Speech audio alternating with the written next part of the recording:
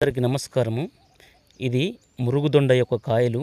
దీన్ని మురుగుదొండ, గబ్బుదొండ, పితిదొండ అని పిలుస్తాను. లేతకాయలు వచ్చేసి ఈ విధంగా ఉంటాయి. నువ్వుంటుంది కొంచెము. ఆకులు వచ్చేసి ఈ విధంగా మీరు ఎక్కడైనా పోల్చుకోవచ్చు.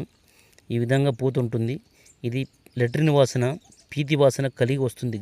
ఆకు నలిపితే గబ్బు వాసన వస్తుంది. ఇది ఎలాంటి ప్రయోగ బాధలు అనగా క్షుద్ర ప్రయోగంలో చేతబడులతోటి పీడించే వారి కోసము పాజిటివ్ అనగా నెగిటివ్ ఎనర్జీని తీసేసి పాజిటివ్ ఎనర్జీని క్రెడిట్ చేస్తుంది మనకు. ఇది కొందరకు ఈ బాధలు అనేటివి ఉంటాయి, అందరికి ఉండకపోవచ్చు. ఇలాంటి బాధలు అంటే మైండ్ సెట్ సరిగా పనిచేయని వారికి ఊకే పీడకలలు రావడము, ఉలిక్కి పడడము, అనేక సమస్యలతోటి కొట్టుమిట్టేవాడు ఇలాంటి వారు ఉంటారు కొందరు. మరి అలాంటి వారి కోసము ఇది ఒక అద్భుతమైన వరంగా పనిచేస్తుంది.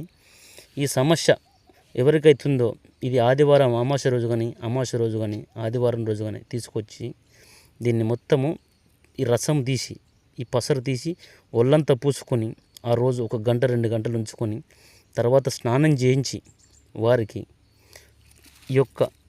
ఇట్లా ఈ విధంగా గడ్డ అనేది ఉంటుంది. దీన్ని ఆదివారం రోజు తీసుకొచ్చుకొని దీన్ని ఏరును యంత్రంలో పెట్టి కట్టండి.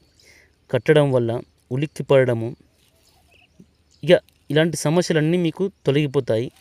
మరి చెట్టు అనేది ఈ విధంగా అయితే పోల్చుకొని మీరు తీసుకొచ్చుకున్నట్టయితే మీకు ఎలాంటి ప్రయోగమైన పక్కకు పారిపోతుంది.